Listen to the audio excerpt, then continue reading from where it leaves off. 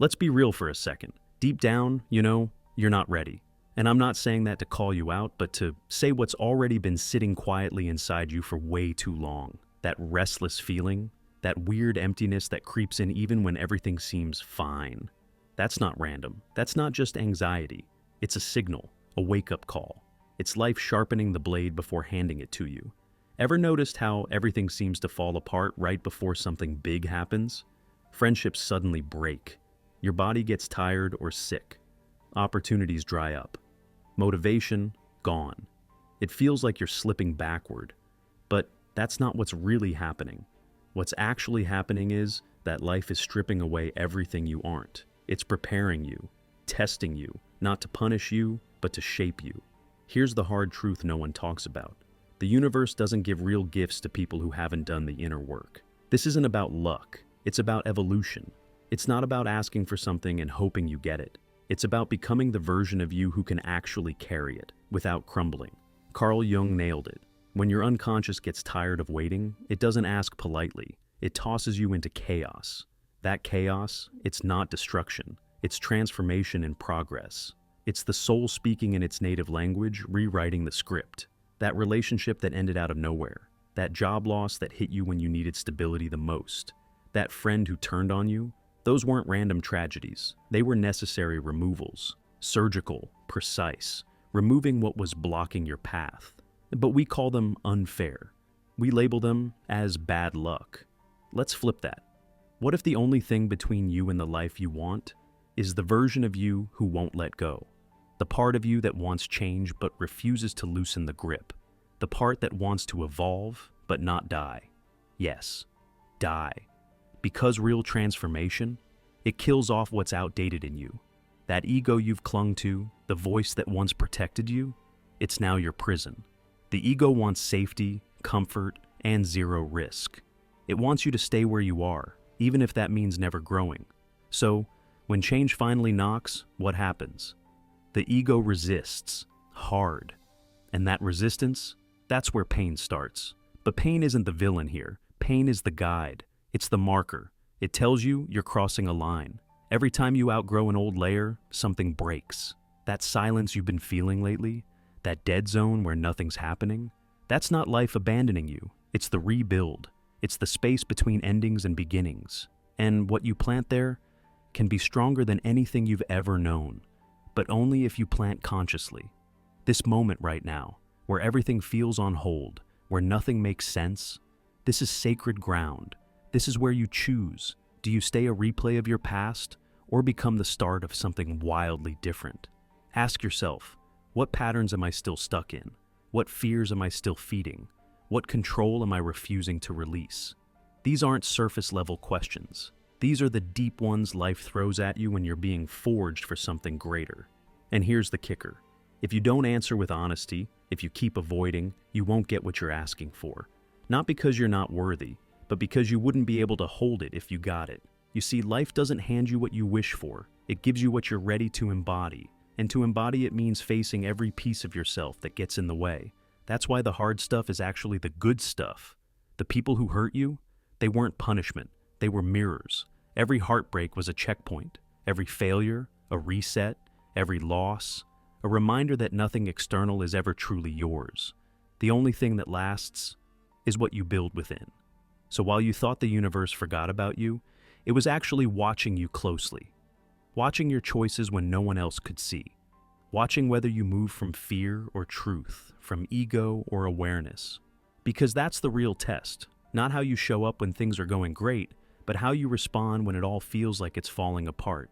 And if you pass that test, not with perfection, but with truth, then doors will open that you never even saw before. Because the universe doesn't reward the clever, the charming, or the lucky. It rewards the real, the one who walks their talk, especially when nobody's clapping. Because real change, it doesn't come with fanfare. It grows in the dark, in silence, in solitude, and when it arrives, it doesn't scream. It just is.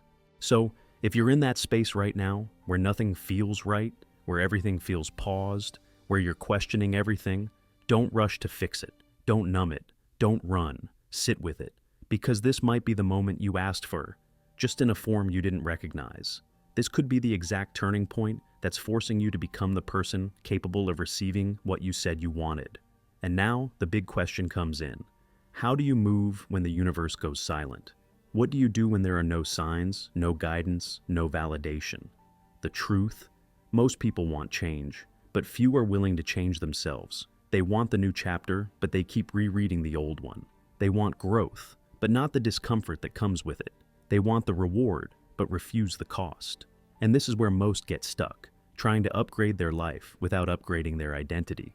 But change doesn't work that way.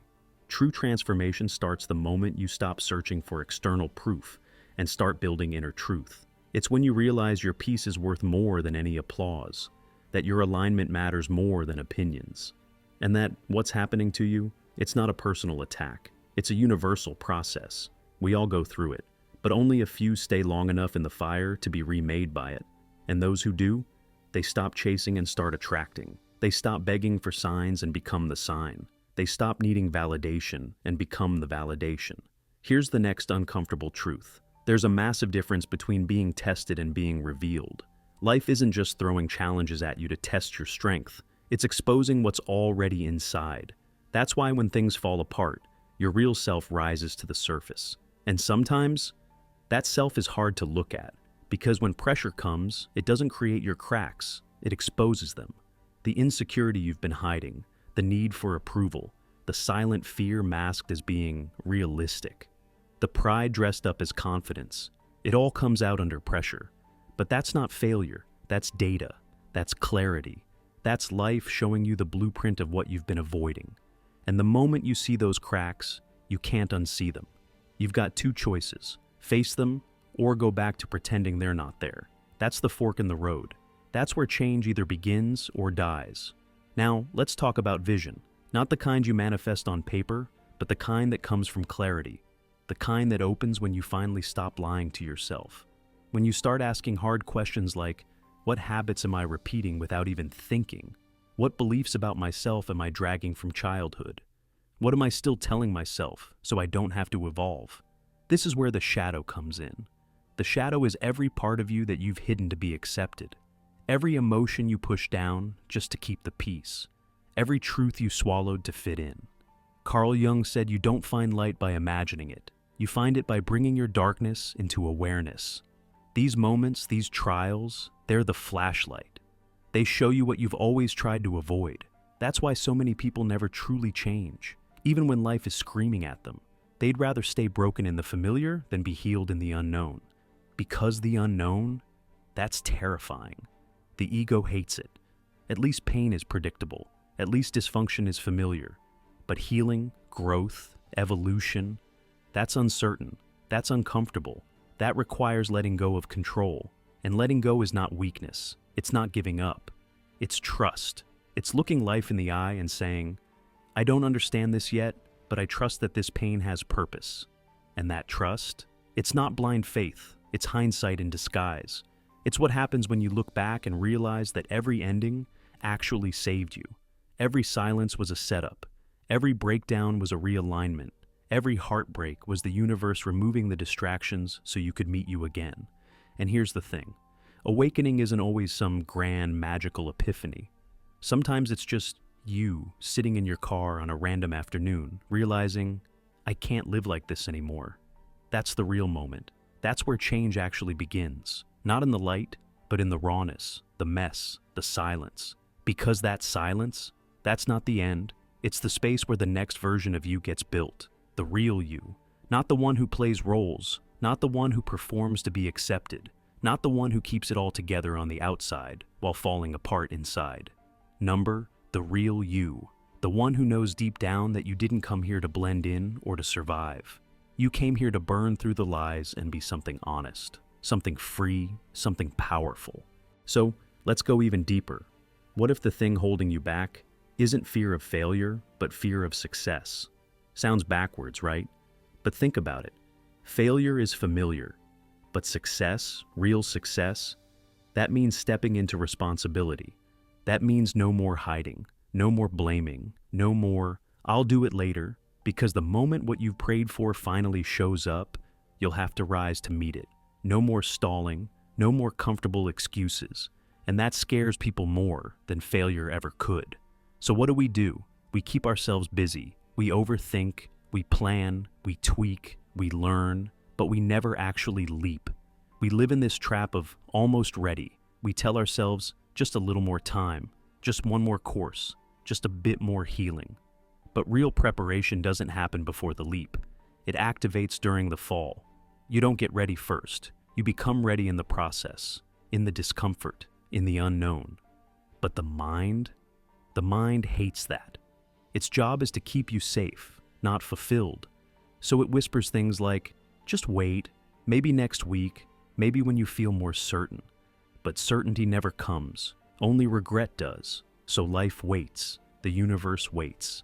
It watches you cling to the rope, afraid to let go.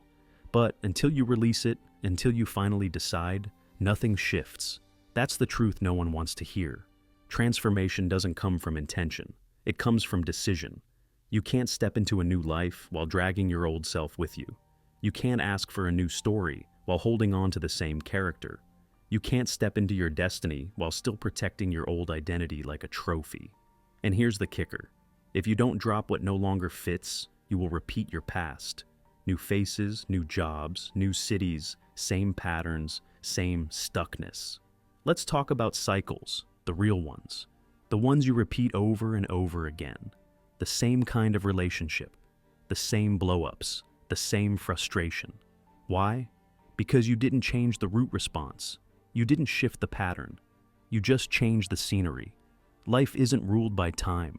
It's ruled by awareness. And without awareness, you don't evolve. You recycle. But once you do wake up, just a little, everything starts to shift. And here's the catch. You can't go back. You've seen too much, felt too much. That old version of you doesn't fit anymore. The habits, the places, the people, they all feel like wearing shoes 2 sizes too small. It's uncomfortable, it's isolating, and it's beautiful. No one tells you that awakening comes with grief. Grief for who you used to be. For the version of you that was strong, yes, but only because you were scared. Loved, yes, but only because you abandoned parts of yourself. Safe, yes, but only because you stayed small. You'll mourn that version, and you should. But don't stay there, because the pain of realizing you've been living from a mask is also your medicine. It clears the space for something more honest to grow. And in that empty, honest space, that's where the universe finally moves. Not because you've perfected yourself, but because you've finally gotten real. No more performance, just presence. And when you reach that place, something wild happens. You stop needing signs. You stop asking for guarantees. You stop chasing and start becoming. You move without needing applause. You trust the next step, even when the full staircase is invisible. You no longer beg for clarity. You embody it. Because clarity doesn't show up before the decision. It shows up after. So, stop waiting. Stop asking for permission. You are the sign. The moment you commit, the moment you let go, life shifts to meet you there. Your energy aligns. Your frequency tightens. You stop leaking energy into worry, overthinking, and self-doubt. And suddenly, everything that once felt out of reach starts showing up.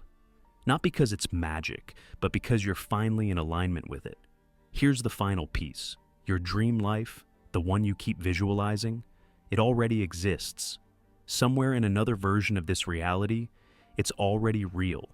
That version of you already chose differently, already dropped the fear, already stopped playing small. So, how do you reach it? Simple. Act like her. Breathe like her.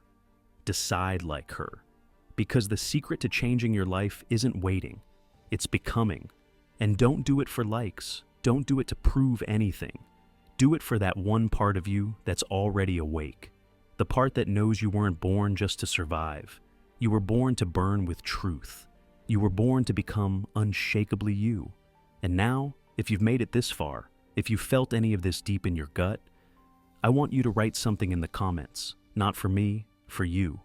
Type, I am ready to become who I've always been. Write it. Seal it. Because saying it aloud is how we start walking it out. And if this video hit something in you, subscribe, not to follow me, but to keep following yourself. to keep uncovering the parts of you that were buried under fear and noise. This isn't entertainment, this is your wake-up call. And before I go, I'll leave you with this.